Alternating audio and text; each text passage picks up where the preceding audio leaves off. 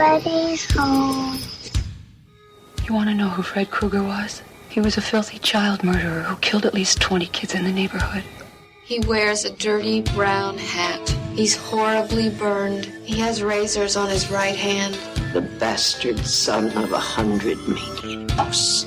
They burned him to death in his boiler room, and they hid the remains. But he can't get you now.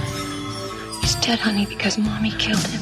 When I was alive, I might have been a little naughty, but after they killed me, I became something much, much worse. This is Now Playing's A Nightmare on Elm Street retrospective series. Welcome to Freddy 101. Hosted by Arnie, Stewart, and Brock. Twisted, lonely souls. The worst of the criminally insane. We got special work to do here, you and me. We will be reviewing all Freddy's films, from Wes Craven's original through 2010's hotly anticipated remake. Look at that front, stupid. But beware, these discussions will be spoiler-filled and may contain harsh language. Listener discretion is advised. What's the third time, bitch? You can find new episodes of this series released every week at nowplayingpodcast.com.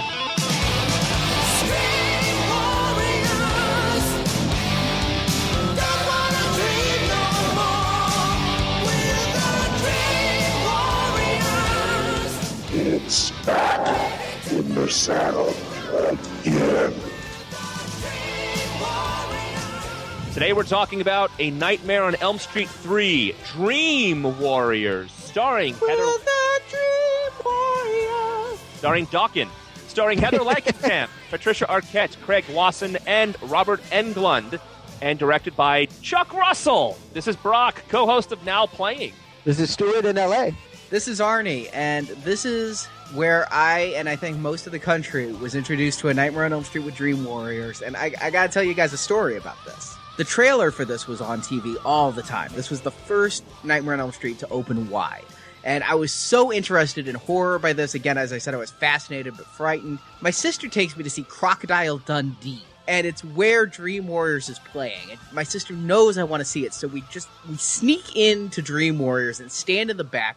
And we stand there for maybe 30 seconds. It is the scene where Freddy is a sink and slashes Patricia Arquette's wrist. And it so freaked me out, I went running from the theater into Crocodile Dundee. And just sat there the whole time wondering if Patricia Arquette was dead. Did you say, and that's a knife?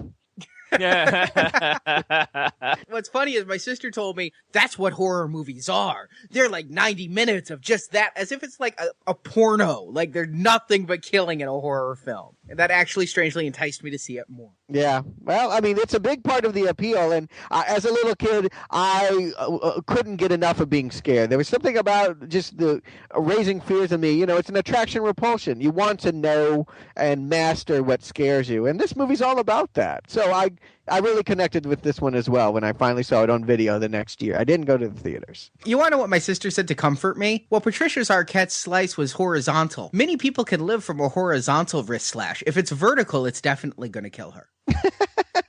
That is true. It's factually correct. Gotta love my sister. That's her comfort. There you go. So, Stuart, you were scared by this movie in particular, or the idea of horror movies in general? I was just speaking from childhood. A lot of kids like to watch comedies or cartoons, Transformers, and all this stuff. My childhood was about steeping myself in as many horror movies as I could. I just loved it. Couldn't get enough. Wes Craven is back. Ah. Wes Craven is one of the 4 writers on this film. Now, let's talk about who the writers were. Wes Craven was asked to do part 2, and as we said during our Nightmare on Elm Street 1 podcast, Wes Craven did not want to see a Nightmare on Elm Street be a franchise. But after part 2 came out, they again went back to Wes Craven, and he decided that he would, with a friend of his, put together a draft for this movie. The draft they put together, it's actually, remember I said I read the novelizations of this? The entire novelization is based off of the draft by Wes Craven and Bruce Wagner, which is very similar in concept and to some degree in character to the final result. But then New Line felt it needed to be a little bit beefed up, so they brought in Frank Darabont, who, of course, is now very famous. He did The Mist, The Green Mile, Shawshank Redemption is, I think, his high point. Yeah. And a script doctor as well. I mean, he's always working and polishing big studio projects. And Frank Darabont's friend, Chuck Russell, who directed this film. He'd go on to direct the remake of The Blob. He'd do the Arnold Schwarzenegger film Eraser and The Scorpion King. Well, what Wes Craven came up with, and again, Wes worked with a friend where basically Wes probably set a story and had his flunky do the writing, right? And what Wes came up with was fairly unfilmable on a budget. It was very surrealistic and a lot of shape changing and things. You could do it today with CGI, but back then, you know, it also lacked a lot of focus, and it had a lot of the same problems as the first movie, quite frankly. And so they brought in a second pair of writers who really polished the script and made it the good movie it was. Because when I read the novelization, I'm like, this is vague and sucky. I actually reread the novelization for this podcast so I could refresh myself with which parts were Wes's and which parts were Chuck and Frank's. Oh, cool. Normally, when you see a lot of writers on a movie, that's a sign of at least a project that was in trouble. But I see this as a twofold process. They wanted to get back to what worked on the first movie, and that was a good impulse. And so they went back to Craven, and he relented and turned in a draft. And it wasn't quite what they wanted, so then they brought in real script guys. And how lucky, how fortunate for them, Frank Darabont was one of them. I attribute more than anything else the reason why he was able to pull all these different ideas together and give us Nightmare on Elm Street 3, which I'm going to just go ahead and say right off the bat is the very high point of the whole series. It will never get any better than this. Let's do a quick plot summary. In this one, it's again a continuation of the first movie. It's almost a reboot. They're just kind of like, that second movie, we're just not even going to pretend it happened. And I'm happy to play along. Yeah, nothing from the second movie is ever referenced again, in fact, in the entire Elm Street series. So it's the Halloween 3 of the series. Yeah. Or in the case of Halloween, it's the 4, 5, and 6 when they did 7. Halloween's just a mess. Go on. It's now 6 years after the first Nightmare on Elm Street movie, and a rash of teen suicides has plagued Springwood, Ohio. And what we find out later is Freddy is back in dreams. He's more powerful than ever, and he's taking out the Elm Street children. The final Elm Street children are all holed up in a psychiatric ward at Weston Hospital, where Nancy from the first movie returns as a psychology student here to help the kids plagued by nightmares. As it goes on, it turns out each of the survivors has a dream power that they use to fight off Freddy in the dream, the most important of which is probably Patricia Arquette's ability to pull other people into her dream. She pulls in Nancy early on when Freddy's about to kill her. Nancy helps rescue her. And so, as Freddy slowly picks off these dream warriors one by one, they band together to fight Freddy in the dream, all in one dream, thanks to Kristen. Meanwhile, their psychiatrist, Dr. Neil Gordon, and Nancy's father go on a quest told to them by a mysterious nun that Freddy's body was hidden in a trunk of a car and the unquiet spirit must be laid to rest. And so Neil and Nancy's dad go to retrieve the bones and give it a proper burial with holy water and a crucifix. And so while the dream warriors are battling in the dream, Neil and Lieutenant Thompson are working on the bones, and I'm sure we'll get into a lot more detail as this goes on. All right, and let's get into the first scene because it'll start us right off. The first scene, again, is kind of reminiscent of the first movie. We have her building this house. So she's building this house, and I've talked about the score at the beginning of all of these. Here we have Angelo Badalamenti, who I'm familiar with from his work with David Lynch. Yep. And he's giving us this quite dissonant, uncomfortable score that works, but my God, you'd never want to hear it on the radio. I didn't realize he did the music for this movie. I'm shocked. I'm a big David Lynch fan. I've seen all of his movies, and usually I associate his stuff with sort of like avant-garde jazz. But this score did not remind me of that. I was paying more attention to the Dawkins song, Falling into the Fire. Yeah, we see the building of the house. A papier-mâché house building just doesn't carry with it the same weight as a glove, does it? No, it doesn't. In fact, I thought she was baking at first. You see this mound of flour. I'm like, wow, this is really weird. She's going to make a cake. And she's very good at this paper mache, I have to say. That's quite an impressive house she makes. And again, I'm not really sure why everyone is fixated on this one house. It's not Freddy's house.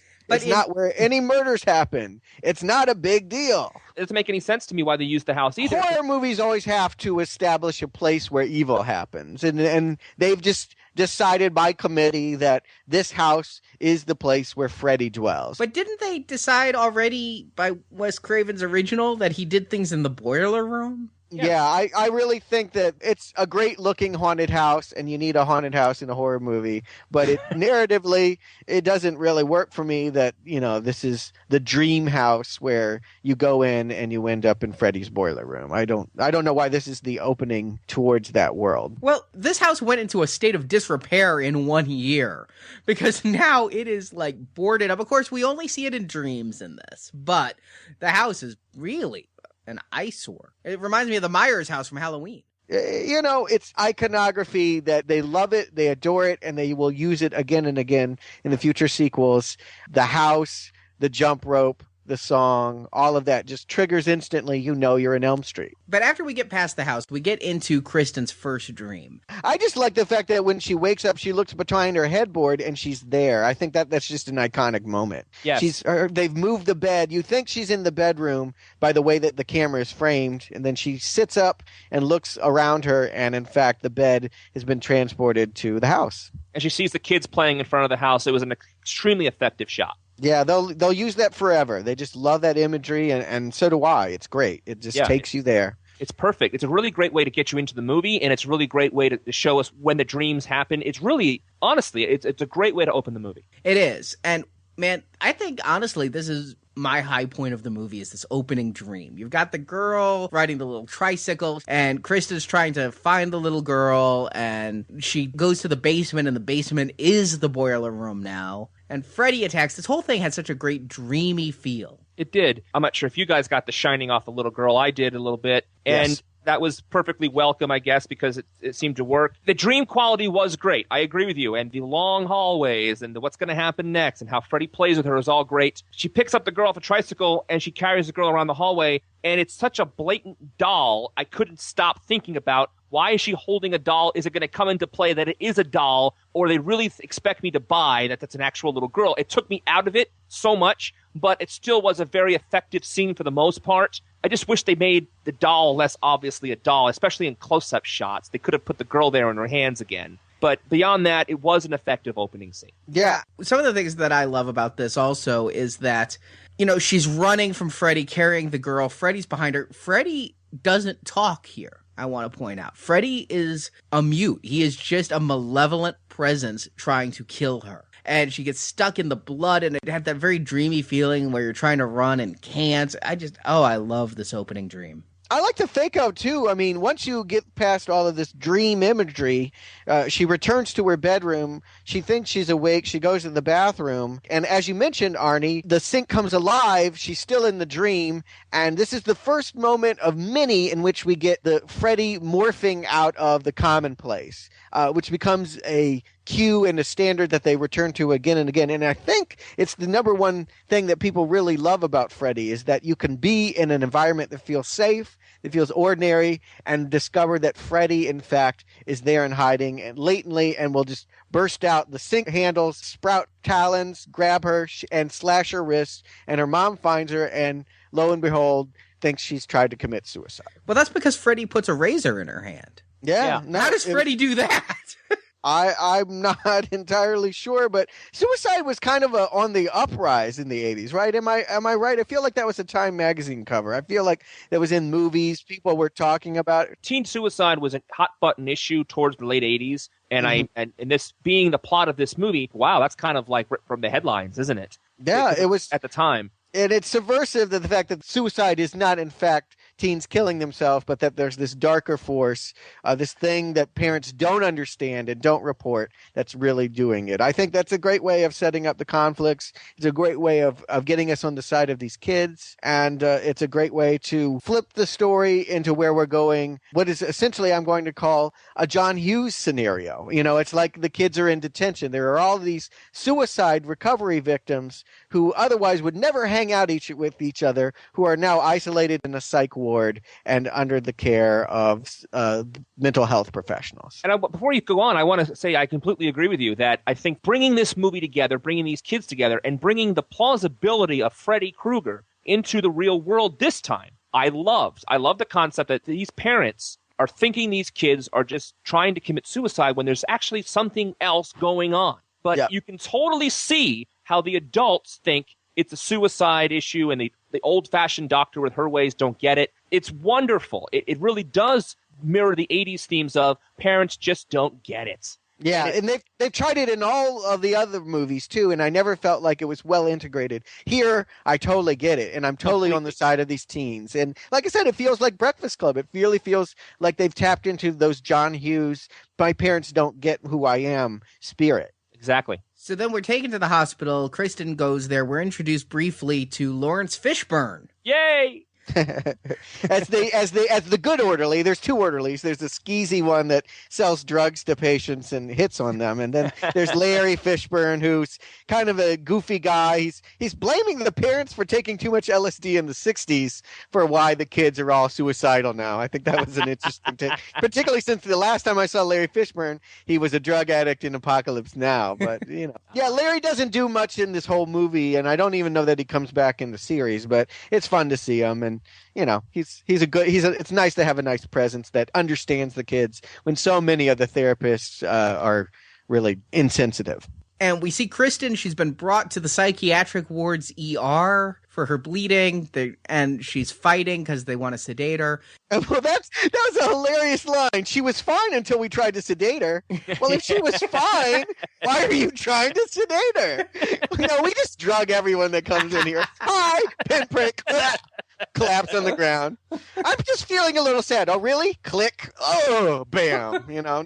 But I just don't understand it as a policy. But they definitely, not so much at first, but by the end of it, you really see that this mental ward has a draconian sense of what's right. That drugging, sedating is the way to handle these kids, and that you don't listen to them. You don't allow them to talk even. I mean, there's a good therapist and there's a bad one. There's Neil Gordon, who will become sort of a hero character. And then there's Elizabeth Sims, who is sort of the Nurse Ratched, if you will, of the psych ward. Good reference. Perfect. Yeah, Perfect that is actually great.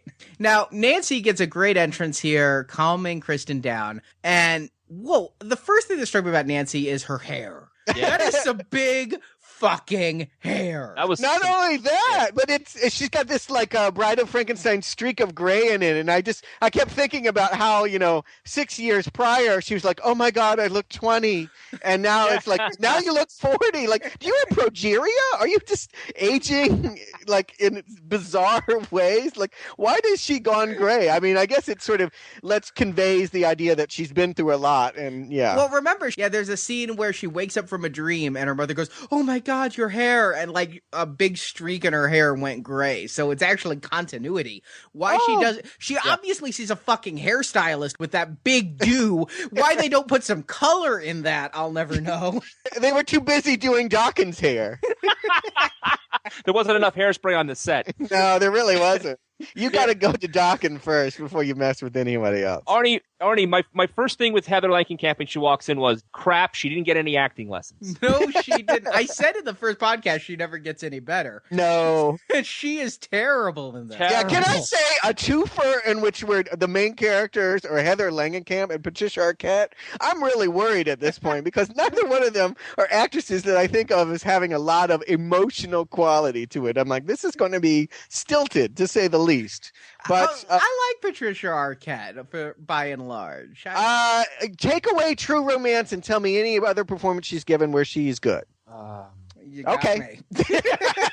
Yeah, I liked her in True Romance too, but that's it. Yeah, and she's bad in this movie too, though. Some of her lines. Terrible. She's not terrible, but she's not terrible. Heather Langenkamp is flat out blatantly terrible. Okay. No, there are times when Patricia Arquette is terrible. But she has other scenes when she's actually scared, for example, where I actually get her being scared. Whereas when Heather Langenkamp is scared, she has the same expression on her face as when she's yelling at her dad that he owes her, and the exact same inflections going on. I mean, there's a difference in bad here. I mean, I'm not saying either one of these people deserve Oscars for their work in this movie, but the last movie, with all its faults, actually had some solid acting for a horror movie going on. Here, we have this typical stuff we see in horror movies where some people understand what's going on and what they have to do, some people are playing the role to a T, and some people are just shit in the bed. And the lead actress, of all people, they couldn't ask her. I mean, it's so frustrating. And here's what's funny is recasting was never an option because Wes went to her before he ever started draft one and said, will you come back? And she said yes, thinking Wes was going to direct and the whole thing. So she agreed. Personally, I'd be like, let's get a new Nancy. This is obviously a new era for Nightmare on Elm Street. They got a big budget. They've got a wide release. Why not bring in a new Nancy? True. Yeah, I would always support that decision. But I will say this to this movie's credit, as unsatisfying as I find either one of those actresses in general, they're not a huge problem for me here because there's so many other characters. We're instantly introduced to, 6 other people that are also having these problems. And as a collective, they're much more enjoyable than as individual performers. Agreed. The interaction between the different kinds of characters works. Yeah. The drug addict and the sarcastic kid, the loudmouth, the nerd in the wheelchair. It all works. Together. I love Taryn. Can I just say, I think that she's my favorite. She's the strung out druggie. I don't know why you would put someone in drug withdrawal in the same room as people that, were just suicidal. But Well, she was also suicidal. Everyone there had attempted suicide. Okay, so she had tried to OD. I wasn't quite clear, but we're not sure how they tried to commit suicide. They don't have too many marks. Except for the kid in the wheelchair who jumped out of a building or something. he's in a wheelchair because of that suicide attempt. Strangely, my favorite of the kids is Philip, the puppet guy. That actor he lit up the screen when he was there. His line readings were great. He reminded me of some other actors, and Corey Feldman, maybe. Yeah. I was like, did they clone his DNA? I'm like, that's Corey Feldman. The first time I saw him, I thought it was. I'm like, I didn't know Corey Feldman was in Friday the 13th and this movie. Oh, wait, that isn't Corey. And I looked him up. He had been in movies with Corey. He had been in Stand By Me and Explorers. And I'm just like, no way. Like, this man has had a whole career of being in the shadow of Corey Feldman. And that's got to hurt. That's a dark shadow. Yeah, I like the guy just for that. And he is fun to watch in this. He doesn't. He's the first one to go, so I can't say I grew an attachment to him, but I did like him. I liked everybody here. Yeah, in these opening scenes, though, he's the one that, I was sad to see him go so quick. Because he's got a great snarky, sarcastic delivery that I like. And the smirk on his face, too, was kind of fun. It was a little bit of Sean Astin there, too. But, they're all suffering from the nightmares. They've all seen Freddy, and Sims does not seem to want to give credence to Freddy. I think therapy, science is all seeing this as these kids are doing it to themselves. They've created their own problems because they're not dealing with real things that are in their past, and that she's just not going to hear the fact that this is all really a evil, physical, spiritual crisis, essentially. Stuart, funny you should say that, because none of the kids come out and say it's Freddy in my dreams. They're all so scared to mention it, but they all know with each other that it's going on. If they don't actually say so in group that Freddy is coming to them in their dreams openly before Nancy gets there, perhaps the woman would be justified in her thinking that one person made this guy up and everyone else is jumping on that bandwagon. But since they're not sharing that in group, it doesn't make any sense that she lumps it all together. They kind of share it in group because during Nancy's first group session, Philip says that they all dreamed about this guy before they met. He brings that up and Dr. Sims just kind of blows him off. Okay, then maybe, if they did, then maybe that's what justifies her reactions. Maybe that's what's going on here. I must have missed that. Yeah, I mean, I think that that's a good thing to give Nancy, you know, that she's become this expert on dreams. She's flown through school and become a grad student and is a star in dream therapy. I think all of that is good backstory. The fact she's on Hypnosil, a drug that actually suppresses dreams, and thus why she's not still dealing with Freddy. Can I talk about the Hypnosil for a second? Yeah. I love the scene where Dr. Gordon is looking up Hypnosil. Because he's on this ancient computer, right? And the computer is going boop, boop, boop, boop, boop, which is the sound of a 5 1/4 inch floppy. I'm a computer geek. I got off on this. But what an advanced use of computers for a movie in 1987. Yeah. Because there's no internet. Nowadays, you're looking and you see him looking up a drug on the computer and you think internet. No, he's got these floppies. Was the physician's desk reference even on floppy disk in 1987? I don't know. And if so, would it be, how often would they be sending the updated floppies for the experimental drugs? It's actually unrealistic that he'd use a computer to find out about this drug, but I love that he does, and the computer never comes back into it. It's not like he dies by computer later because he's a computer dork. It's just one of the first modern uses of computer I've ever seen in a movie. I also love the part when the computer said, "Do you want to play a game?"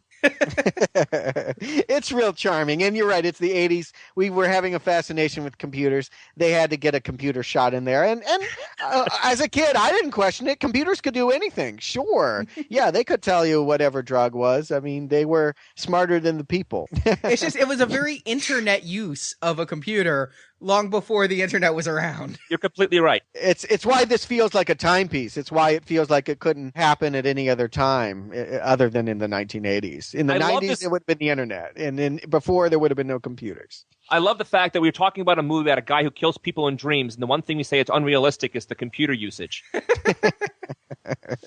But anyway. Philip's the first to go, as we mentioned. I love this death. Oh, it's great. It is great from every part. I love the stop motion clay where Philip makes puppets out of clay.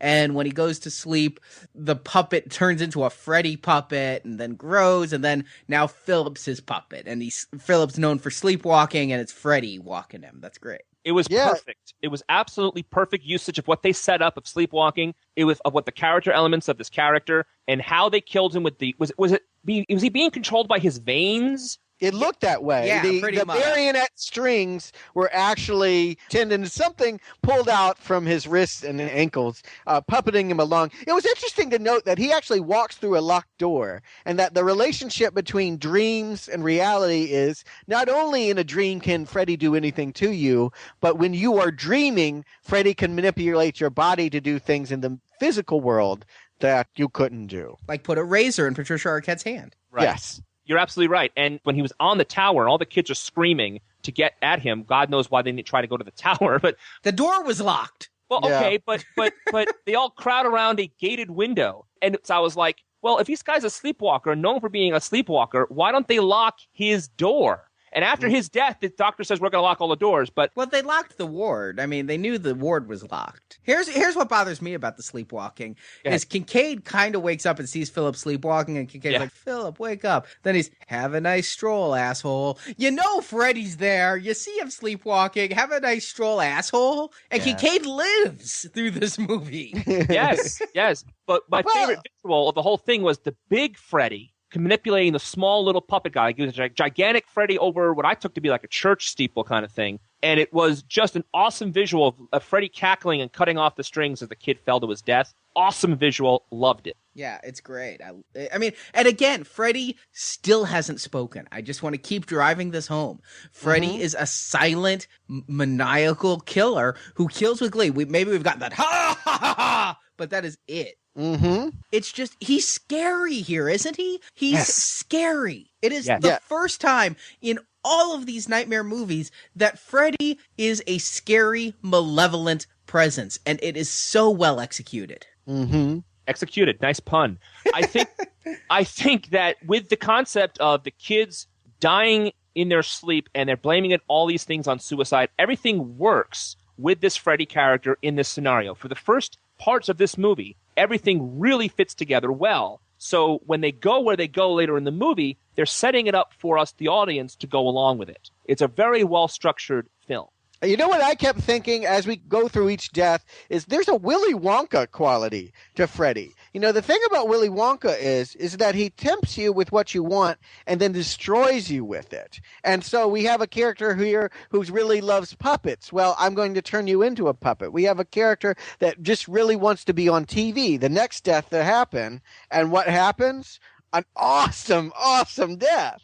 I got to say, this one I liked even more. Like, the deaths get better as they go along. I just was so cool with this. Jennifer, you know, she's a dumpy girl. There's no way she's going to be making on a TV, and she's just pathetic. But she's sitting there watching a late-night Dick Cavett talk show with Zsa Zsa Gabor and trying to get stardom and acting tips from Zsa Zsa. All right, like, loving that. That is such a great thing with the Zsa Zsa. I'm so upset because the opening credits ruin a lot of things here. It says in the opening credits Dick Cavett and Zsa Zsa Gabor and John Saxon, which we'll get to. And it really spoils that gag that they had opening credits. How awesome would it have been to have Zsa Zsa scream and have Freddy come at you, and you would have thought, wait a minute, how did they get that footage? I mean, that would be like putting Tom Cruise in the opening credits of Tropic Thunder. Yeah. Well, True. Exactly. True. You wanted to hide that. I already knew it because I've seen this movie from the time. But you're right. You think that she's just watching any stock interview, and then all of a sudden Dick Cavett becomes Freddy. How brilliant is that?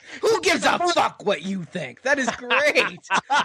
I was laughing so hard. I was really enjoying it. And of course, then the screen goes blank, and she goes up by the TV. And what happens? Of course, the TV becomes Freddy, complete with a rabbit ear sticking out the top of his head, and he pulls the girl into the TV screen. Welcome to prime time, bitch. Really, really, really effective. And like I said, there's a Wonka-ish quality about I'm going to tempt you with what you like and get you with it. What you desire is what will destroy you. Basically, your dreams will kill you? Yes, unless you get mastery of them. And that is obviously the big theme of this is how do you take control of your dreams and get what you want? It's all done so well.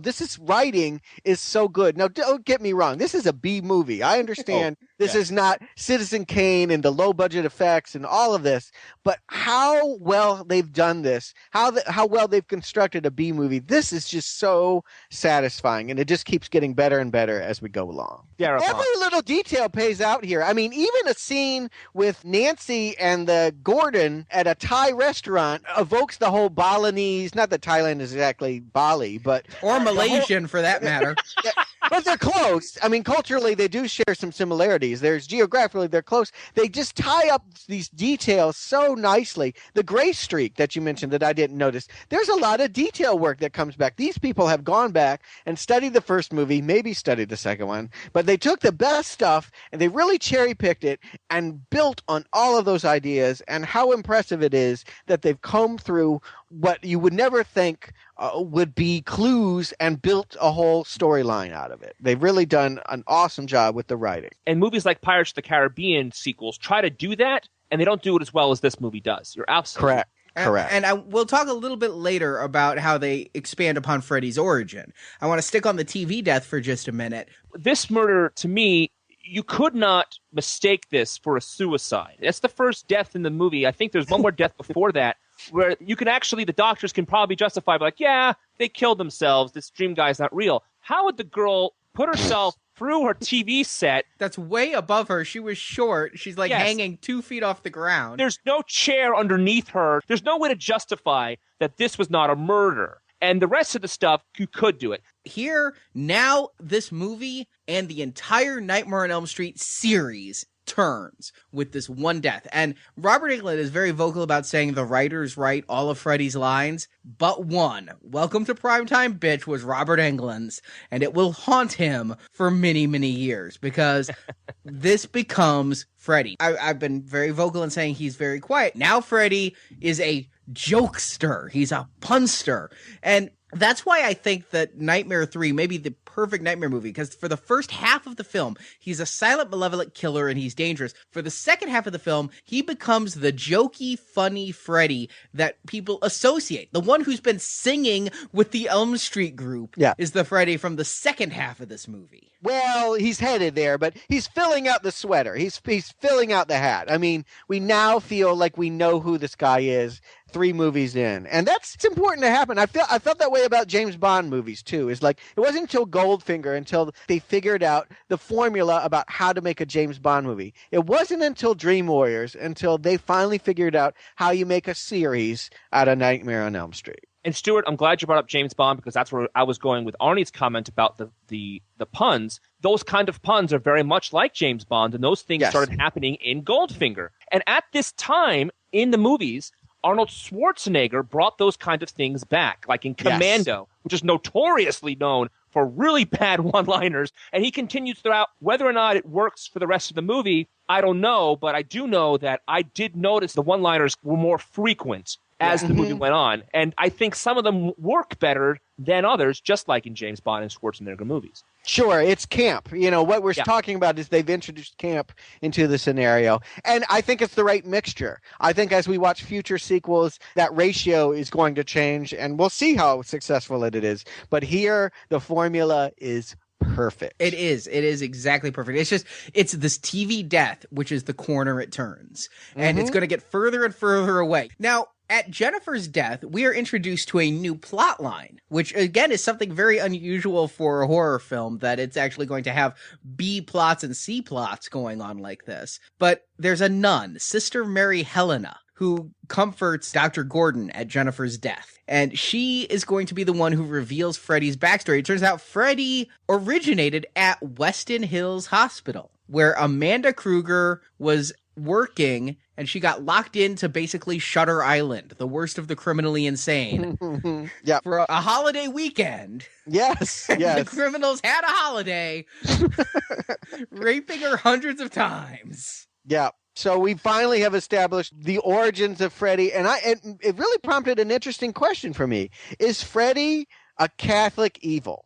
Because when you look at what they built out of this, he now has an antichrist quality. He now feels like Damien from the Omen series. I mean, even the song now, they always said 5-6, get your crucifix. Now there really is an actual Catholic force in this. There are nuns. There are insane asylums that were run by Catholics trying to treat the ill. He has to be buried in hollow ground. His lair, where Freddy comes from, it used to be a boiler room. It's going to look like the, 7th layer of hell now. Like, it is hell. It is burning, flaming hell. Inferno at this point. It really seems to me like they took a very literal Christian view at this point, in that Freddy, he's even killing people through the sins of the father, which is a big motif that you read in the Bible. I mean, I really thought it was interesting that they brought religion so directly into the series and how well it blended. I agree completely. Also, in this, though, they finally somewhat explain Freddy's power for the first time, is that he's a poltergeist. If you go back to the original movie Poltergeist, the people trapped between life and death, Freddy, even though he comes in through dreams, he's basically a ghost because he's trapped because his body was never laid to rest. Mm-hmm. And Kristen's kind of Carol Ann in this. She's even got the blonde, long, straight hair. She's the one that has the medium power that can make all of this change. Even when she calls from the dream world and sucks people in the dream world, it's got that same quality that Carol Ann did when she calls through the TV series. She's like, Mommy, Nancy. You know what I'm talking about? Yeah. I love that you just called Patricia Arquette a medium. I do too. I so love that. Oh, I didn't realize that, but you're right.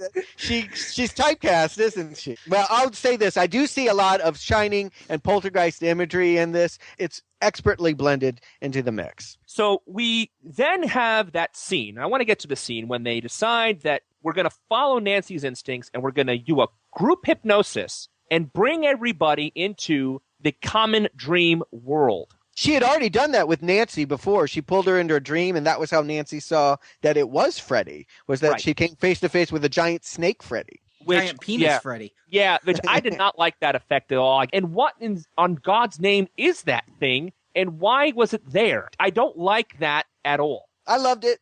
I thought it was great. I'm not going to knock Kevin Yeager's work. I think he works great with low-budget horror movie effects. And but what was it? Well, I got 2 theories on that. One, I mentioned the Christian theme, the snake, that's obviously biblical there.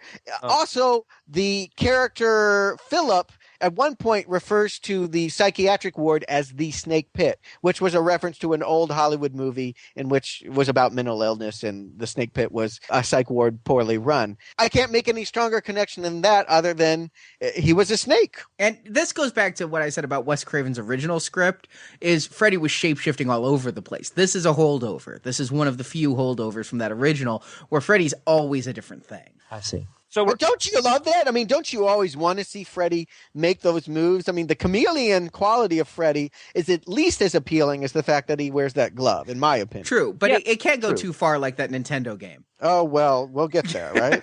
But Stuart, it works well in the mirrors. It works well with the faucet. But here I thought it just didn't work. So we're introduced to Kristen's power in that scene, that she can bring other people into her dreams, and she mentions to Nancy that she used to bring her dad into her dreams. So then she gets the idea of bringing everyone into that big group dream. So we can all discover what each individual person has for their dream power. And I found that at the same time interesting as a concept. I thought they could have gone much farther with it than they actually did. What? Are you serious? In Craven's original script, they did go further. And there was somebody who could fly and somebody who could breathe fire. And they kind of toned it down, I think probably for budget, but... That's my thought exactly, because I thought the powers, the Wizard Master guy, I thought that was great. I thought the girl with her knives, with her big hair, all of that worked. But why does everybody only get one power? They're in a dream world. Why can't the big strong guy be Superman? Why couldn't he fly and be strong? Why couldn't the Wizard Master, why couldn't he have something else as a power as well? Why couldn't she, besides looking beautiful and have skills with knives? Because, Patricia Arquette gets two powers. She does. She gets power to bring people in and to do, flips and stuff. Yeah, she gets the power of a great stunt double. Yeah, that was exactly what I was thinking. Like, wow. So that's my complaint about... not her, but when she's flipping up the walls. But it's obviously a short man in a wig. But yes. The short man from the first movie who was running around as Freddy with the long arms. Yes, yeah, I'm glad he's still getting work. So that's my only complaint about this, is they gave each one power, whereas for later in the movie, it really been really cool if they found more powers each time they went there, because isn't the point of taking control of your dreams to have these powers in your dreams? Why don't you go further with it? And so if it's budgetary, then find a way to do something like using heat ray vision to make the wall explode behind him. I was so happy when they had multiple Freddys in the mirrors, because I was thinking to myself, if Freddy has these powers and he comes to these people individually in dreams, why not in this group thing have a bunch of Freddys surrounding them? The answer is budget. That's the answer, is the budget. Because it would have been so much better, even though it's good, it would have been better if there was more. This time, more would have been better. Well, I think, when you're working in a B-movie formula particularly, you don't create fully fleshed out characters with all these dimensions. You create types. All of these people had one problem and one magic power, and that's how we understand them. Kincaid is the angry black man whose anger is turned positive because he becomes super strong. Taryn is the junkie who is hung out and, shot up, and now she is a punk rocker, tough girl with switchblades. Yeah. Badass, exactly. Will is a D&D playing guy who decides he can become a wizard that can walk. Not only is he a wizard, but he doesn't need his wheelchair anymore. I mean, a really nice thing. It's reductive. It's reductive, but we're in a B movie, and we don't have time to know each of these people as fully fleshed out. And so I go with it. I love it. I love that part of it. What have I been saying about every horror slasher series that we say? It works when you give us good victims. It doesn't work when it's all about the killer. And here, maybe the only time in the Elm Street world they have given us victims and characters that are just as good as Freddy. I'd like to add two things to this. First of all, I think them all having one power really works because,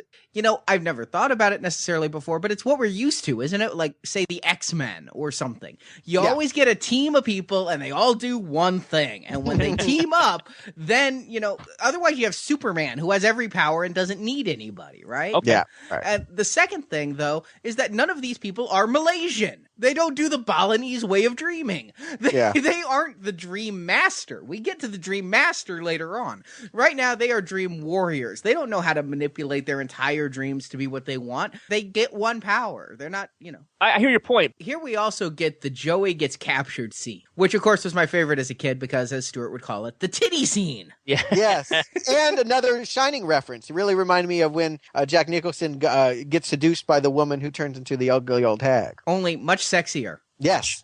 And when they had Joey get allured by the nurse, I had a feeling we're already in dreamland. We talked about how they set everything up. I love that there was a scene earlier where Joey helps the nurse pick up towels. Yes. Because in so many other movies, would they just have this nurse come out of nowhere for the scene, and they wouldn't have had that previous scene. So it allows you to still think maybe it's real and maybe Joey's just really lucky. Yes, yes. We should say here, I don't think we've mentioned Joey yet. Joey is a high school debater who went mute. He doesn't speak at all. You know, he'll communicate. Like at one point, he drew a tear on his cheek to show that he's sad. He inspired gangsters everywhere. Yes, he was rolling in the hood of Springwood. But yes, they've established early on that he has a crush on this nurse. And as I said, the Willy Wonka quality. Freddy knows that this is what you want. All right, you're going to get it, and this is how I'm going to get you. It's perfect because you dream about those things you want. It's exactly I thought you were going to perfect. say you dream about the topless nurses. And who wouldn't, honestly? But instead, he gets tongue-tied. Which is, again, the first real big pun, isn't it? He doesn't speak. He's tongue-tied. Oh, well, Jennifer got to be on television, literally. I mean, or be in television. But Freddy's line here, as opposed to primetime bitch, this one, tongue-tied to me was like a groaner pun, as opposed to the other one, which was like, yeah. Well, puns are the lowest form of comedy, as it's been commonly said. You got to either go with it or not. I'm not saying it's sophisticated. I'm not saying I'm proud I laughed at this, but I laughed. I thought it was funny. I liked it. I mean, the nurse spits out giant worm leech-like tongues that basically spread him out eagle on the bed, and you don't know what's going to happen next. I mean, it's really intense. But what's interesting about this is now Freddy has trapped Joey in the dream. So when Dr. Sims walks in on these hypnotized people, Joey's in a coma. Yeah, that's really a nice dimension. And Nancy is watching over him at one point, saying, give him back. Another iconic moment. Freshy slashes his answer into his chest. So remind me, did the Dr. Bill Maher go into the dream world with the kids and Nancy? Yes. Yep. So how on earth did he get there? Because he wasn't. Kristen. Kristen has the ability. Yeah, she can pull anybody. Don't you have to be sleeping to be pulled in? Nancy wasn't sleeping when she was pulled into the chair earlier. Didn't she fall asleep before she pulled into the chair? Well, maybe he hypnotized himself. I actually took it to mean that she could pull anyone waking or asleep into her dream with enough. But then later on they have another, we have to be hypnotized and fast, because that's exactly how hypnosis works. It's best when it's tense. Very, very quickly. And then Nancy hypnotizes herself. Nancy learned it so well from watching it done the first time. It's the magical pendulum that goes with the light, which is really kind of cool, because that is needed for him to understand what is going on with these kids. He is finally a believer. For a large part of the movie, I was wondering, why do we need Gordon? Why do we need him? He should not have been there. It should have been Heather Langenkamp versus Nurse Ratched. You know, it should have just been those two. But he does come into play because he's the one that works with Nancy's father to actually put Freddy's bones in hollowed ground. So he does have a point later on, but I hear what you're saying. He doesn't even have a dream power. He doesn't do much for most of this movie other than have backstory told to him by everyone else. And that's where we go next, is they go to seek out Nancy's father, who I don't know if you guys noticed this, because I've always thought he was in a cop's outfit there, but when seeing it on the big TV, he was in a security guard's uniform, so he apparently lost his job. I saw How the badge. interesting. I thought it was, I assumed he was still lieutenant, but he wasn't acting like a lieutenant. He's in Little Nemo's bar, which is another dream reference. Just so many clever little bits in this, being drunk. And yeah, Dr. Gordon takes him to a church, dumps his alcohol out, and fills it with holy water. And they're going to be the ones to find Freddy, because here's what didn't make any sense to me. This guy is supposedly the only one that knows where Freddy is buried. Well, wait a minute. Only one she knows that can tell him, because her mom is dead, and who knows where everyone else's parents is. This is what I'm getting at. We have now seen many children murdered in this series. How many parents ganged up on Freddy? It was a mob. It was a big mob. It would have to be like, yeah, 2 parents each, it would, and, a dozen kids. Yeah, it would have to be like 20, 30 people, right? That's a lot. I almost thought it would be more interesting if everyone in Springwood knew where Freddy was buried, but nobody talked about it. All the parents did. That they were in on it. I mean, I just felt like there's not just one guy that knows this. This town knows exactly what happened here. I kind of felt like, though, that they all knew about how Freddy died, but that maybe it was Lieutenant Thompson who just hid the bones, and he may not have told anybody. All right, I'll go with that. Because he's the cop, the authority figure, and if he says, I don't know, the judges and the people and the DA would stop asking because he is the law. And yeah, since he is a cop, he'd know not to talk about it because the more people who know, one person finding those bones could implicate them. Yeah, no, I like that. And I wonder if it's something that they will show very concretely in the reboot. I hope it is. I've always wondered how that played out, how the mob turned, how they kept the secret, how they made the pact. Yeah, I agree with you. And the fact is, I mean, you got to kind of go with it. Initially, you wonder how many parents it is, and it seems like it's a hell of a lot. This is something I would associate with a much more small town kind of thing, and maybe even more southern, that kind of vigilante justice versus a small Ohio, what feels like a suburb, that it doesn't seem like it would fit. I mean, Stuart, again, we equate these towns from these horror movies with where we grew up, Springfield, Illinois. I don't see Springfield, Illinois getting a mob together to kill somebody the way they would in, like, I don't know, Andy Griffith's town from the Andy Griffith Show or something. Mayberry, can you see Gomer and Goomer and Aunt Bee killing? Oh, if somebody stole Aunt Bee's pie, hell yeah. Well, one more thing, though, I'm confused about then. Wait a second. If the revenge on Freddy to burn him and kill him was by the parents of the children he killed? Yes. No, it's the parents of the children he's now killing. It was parents of living children protecting their children. And I was going to get into that as well. It was probably both. Wouldn't the parents that lost children have more of a reason to be in that mob than parents that hadn't? Hey guys, I could just send you the first episode of Freddy's Nightmares where we get to see this all happen. It's directed by Tobe Hooper, and you could just watch it. I'm just saying that it's confusing that if these are the parents of the kids who died, then they had another set of kids, and they stay in the same town. Wouldn't they all just move away to get away from the nightmare? I think it's just, they were protecting the children they had. Yeah. Oh, let's not ask any more questions on this. I'll accept that this is the premise and that we have to get to the junkyard. He decided to throw it in the back of a Cadillac in a junkyard. I love that they put his bones in the back of a caddy. Freddy's death is in style. Yeah, he was big pimpin'. He always was. That's where Freddy's buried, and the hollowed ground is the dirt in front of the Cadillac. Like, if they just threw the body in dirt, if the guy had just thrown him in dirt to begin with. I think it's the holy water. The holy water is the key. Yeah. Okay. But if he had done that to begin with, are we to believe that there would have never been any of these Freddy attacks and dreams? That's all that it took? Just some dirt? If he gave him a proper burial in a Catholic facility, like a cemetery, then... Well, was that a Catholic junkyard? No. I think it goes back to the holy water and the cross that he stole. He made it holy ground. And the brief sermon. It's a proper burial, even if it's not under the best of circumstances. Mm-hmm. The hallowed ground thing always did bother me. I'm not Catholic. I have no clue what hallowed ground is.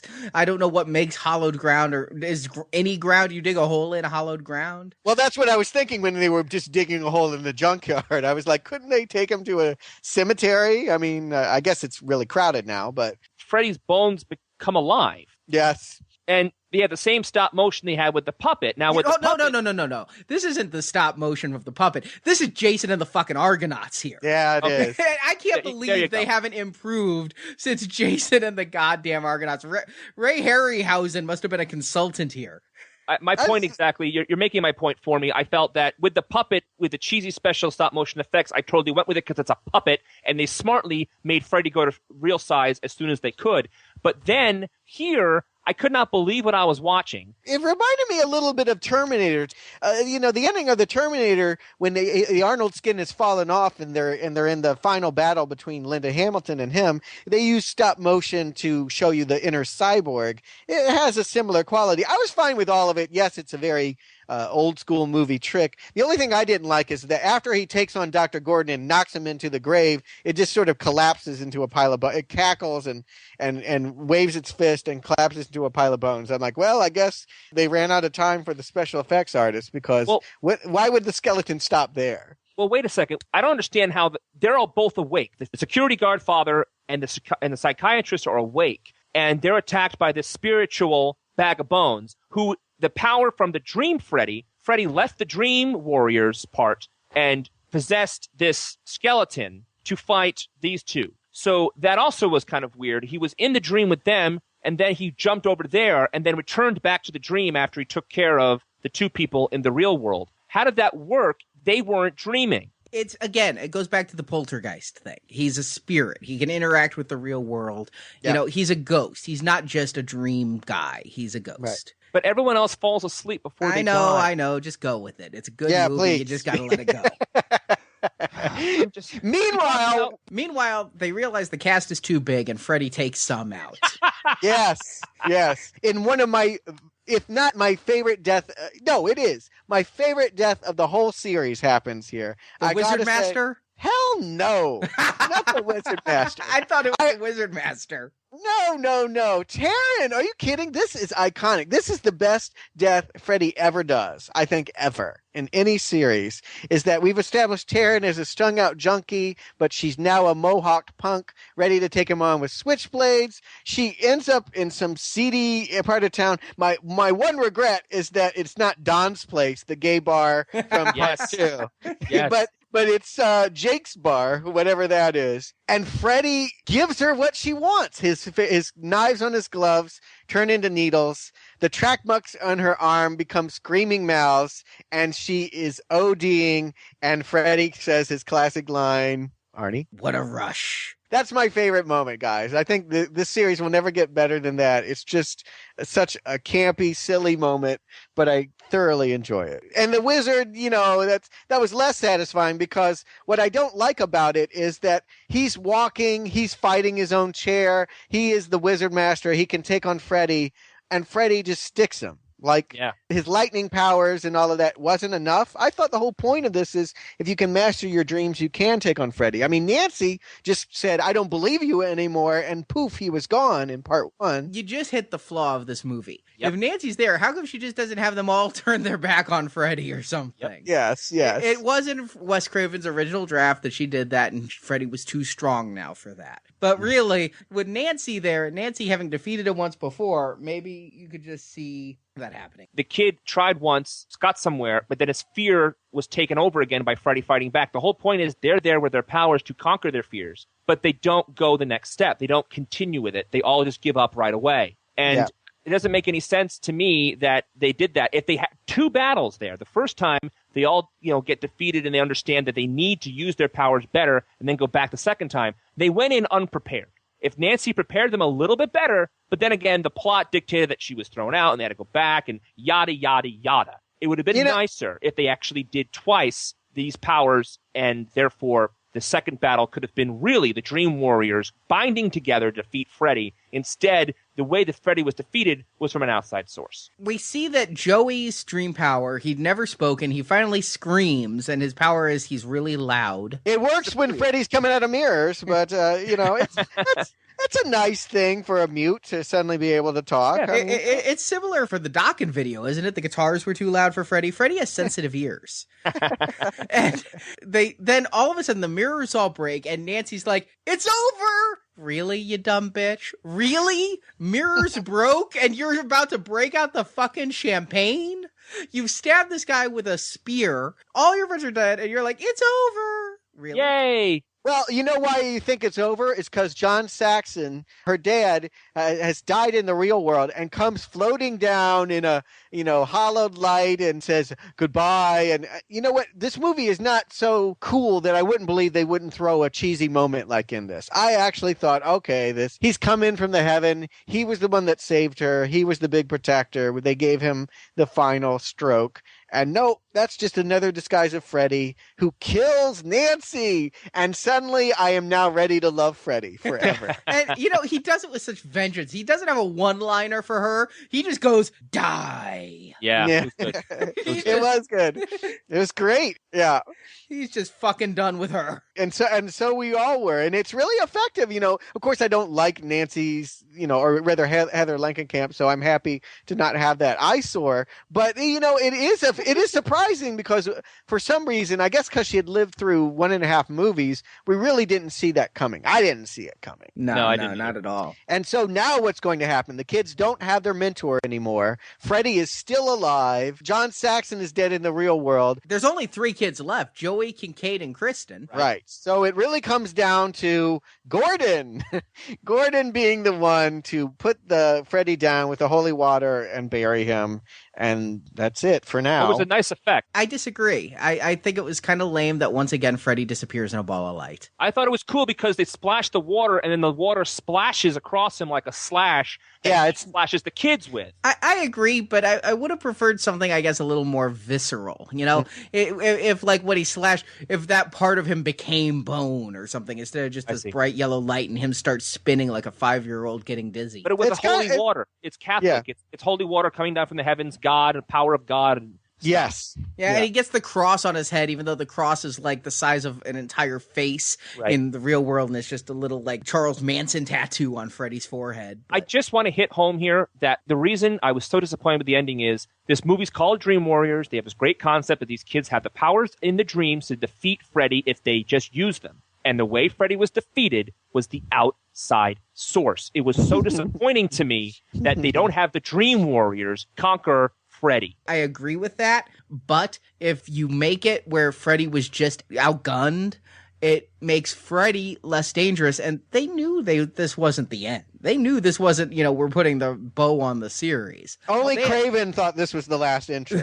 Yeah. Okay. Still, you could have had Freddy. You said before that they didn't say it in the movie, but in the draft, Freddy became too powerful to defeat him with the power Nancy did in the first movie. So if the powers of these Dream Warriors, these simple Dream Warriors defeat him this time, next time they could have tried that and didn't work because Freddy's too powerful. Like when you kill Dracula, every time he comes back, he's more powerful. I get your point. I do get your point. It is the ending is the only sour note on this whole thing is that, it's Gordon is the hero. If not for Gordon, everyone would be dead. Yeah. Yeah, it's kind of surprising that way. But you know what? The key to all of that is in the Dawkins song. We're the Dream Warriors, don't want to dream no more, ain't going to dream no more. Some Dream Warrior... you're not going to, that's your path. I'm not going to dream anymore. That would be like if Aquaman said, I'm not going to swim anymore, not going near the water. I'm like, if dreams are what you do, you don't solve that by not doing it. It was the ultimate in premature ejaculation. They set us up for a big battle and then they pull away from it. The final twist. Gordon is now at Nancy's funeral, and he sees the nun, he follows the nun, and the nun was Freddy's mother's ghost. Dun, dun, dun, dun. Mm-hmm. Yeah. You don't have a problem with that, Brock? You don't like the skeleton, but the fact that Freddy's mother's ghost is hanging around is fine? At this point, Arnie, I'm done. Because they disappointed me at the end here. The ghost, you knew she was a ghost because they set up she was. The guy's seeing ghosts. They set the whole thing up before. Whether or not she was the woman who was raped by these other people hundreds of times in that horrific story, whether or not I buy that at the end here, I don't care at this point. But I understand your point of why can't you buy this, Brock, if you buy everything? Well, it's because they lost me at this point. But this man was seeing ghosts, and he's a psychiatrist for these other people. It's an interesting point that this doctor was visited by the ghost of the mother of the guy haunting his patients. Whether or not that makes sense, I mean, come on. So, Stuart, Arnie, do you recommend Nightmare on Elm Street 3, Dream Warriors? Stuart. Oh, this is an easy one. High recommend. In fact, I'm going to go so far as to say, maybe you listen to these podcasts for us being funny, but you're not really into horror movies. You need to see 2 movies. You need to see the first Halloween. You can skip every Friday the 13th movie, and you need to see this one.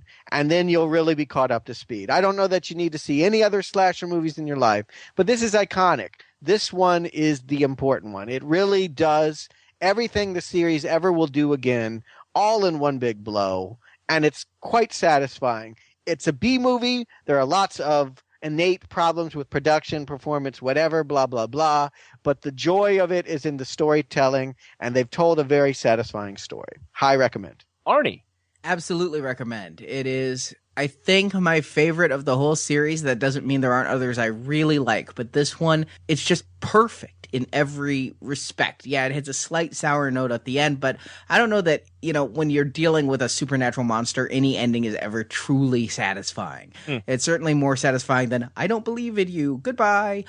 So it hits every note right, and it just has everything done well. I recommend this film to anybody, and I just can't ever get enough watching it. And I'm going to recommend it as well. I think it's overall a very good movie. I had a lot of fun watching it, and the complaints I have are very real. I think that as the movie goes on, it gets weaker and weaker only because it was so well set up from the get-go and throughout most of the movie. I was so taken by what they were doing. I was game. I thought they had so many good ideas, like in the first one. So many good ideas, and they executed it up to a point they were doing really, really well. And then as I started noticing the more and more flaws as it went, I started enjoying it less and less. By the time the ending came, I was disappointed at how it ended, as I said. But overall, this is an enjoyable movie. And Stuart's right. It is a B movie, but you're going into this with less expectations, and what you get, they exceed expectations, and it is an enjoyable watch. So yes, check this one out. It is certainly worth the time. And now, it is time for another Freddy's Greatest Hit. And no, it's not Dream Warriors. Oh. I know, it really should be Dream Warriors. This is the moment where Freddy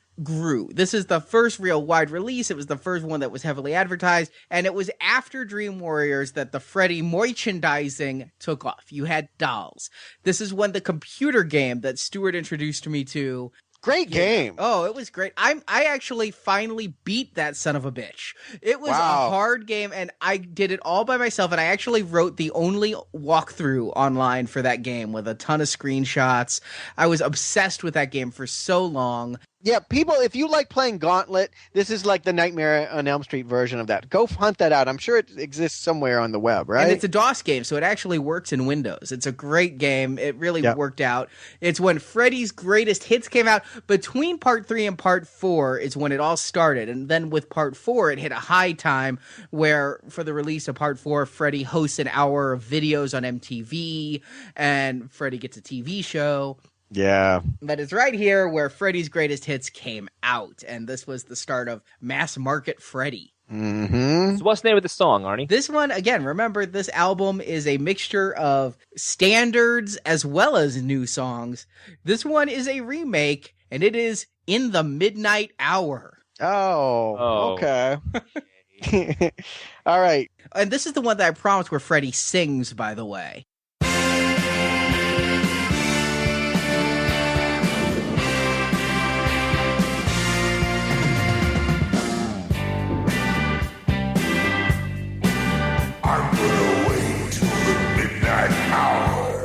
Yeah, I can't say I like the arrangement of this tune. I like the original far better. I guess I get why they do this song, but...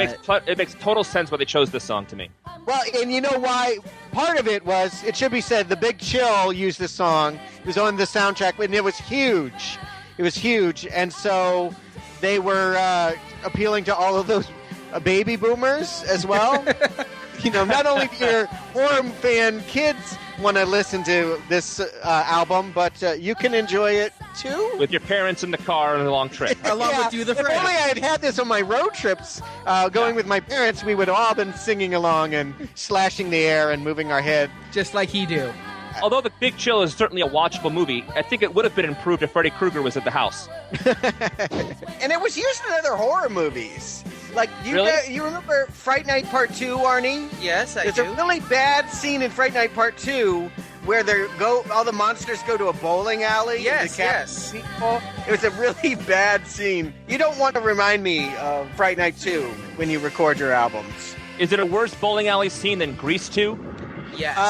Yes, by far. That's saying something. In fact, it could have benefited from dancing nuns. I gotta say though, I'm not a fan of the way that they're letting the females take the vocal control. Yeah, where's Freddy, man? Where's Freddy? This is like Ally McBeal at this point. I was enjoying Freddy there in the intro, but where's Freddy? Yeah, they never have a whole song where he's the lead vocal. It's always this chick. Freddy, are you still there? Yeah, I'm waiting. I'm going to wait until Freddy sings.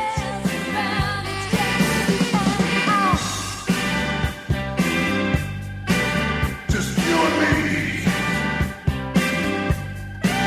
Just you and I.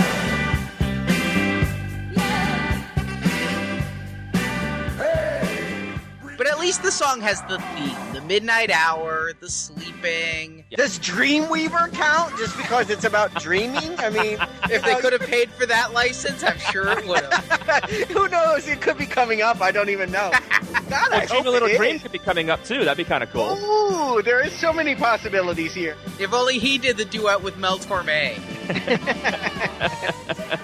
Well, let me tell you, this doesn't have anybody singing most of the time. It's mostly instrumentals. So Right. there's not much here that's different. Anybody could have done this. Heck, Jason could have done this. Now listen to me. I'm gonna wait until the midnight hour. Get him a lozenge. He's like Tom Waits. Are you sure this is Robert Englund? Positive. You've asked me this every song. I have double checked. I'm going to keep asking you.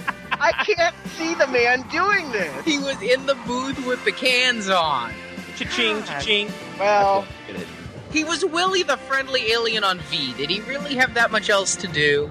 I loved his Willie the Friendly Alien CD he cut, though. That was fantastic. much better than this. Much better, yes. We'll cover this on our V retrospective. He had That's What Friends Are For was on there. It was great. And I've Got You Under My Skin. Ah, good one. Good. Oh, yeah, Good. there we go. There you go. Not very funky. I feel like Freddy killed the soul on this one. I don't know. My vote is not so much. Better than the Freddy, just because it's a better song than the Freddy. But as a cover, piss poor. Well, that's our show. Thanks for listening. If you want more Now Playing, you can visit our website at www.nowplayingpodcast.com. You can also follow us on Facebook and Twitter. You can follow us on our forums. And our link to our forums you can find on our homepage. And we also have plenty of retrospective series besides Nightmare on Elm Street. We have Friday the 13th, Halloween, Back to the Future, Star Trek, and tons more, all of which are available in the archive section at nowplayingpodcast.com. I want to thank Arnie and Stuart for joining me today. Thanks, guys. It's been fun. Yeah, thanks. Thank you. And we'll be joining you next time for A Nightmare on Elm Street Part 4, The Dream Master. And until then, whatever you do, don't fall asleep.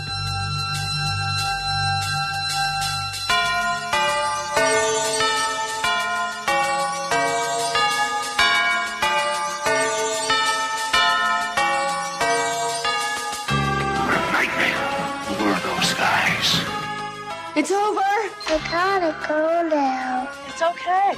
It's all over. Now no one sleeps. Thank you for listening to our Nightmare on Elm Street retrospective. But there's so much more to learn. Keep coming to NowPlayingPodcast.com every week to get the latest episode. Oh, yeah. Great to be back in business. And while at NowPlayingPodcast.com, stop by our forums to post your thoughts on this series. You can also find us on Twitter as NowPlayingPod or our Now Playing Podcast fan page on Facebook. Tell them Freddy sent you. Links to the forums, Facebook, and Twitter pages can be found at NowPlayingPodcast.com. Next time, don't stay away so long. A Nightmare on Elm Street is copyright and trademarked New Line Cinema and Warner Brothers Entertainment. You think you've got what it takes? Now Playing is not affiliated with New Line Cinema, Warner Brothers Entertainment, or Platinum Dunes. I am eternal. Now Playing is a Venganza Media production, copyright 2010, all rights reserved.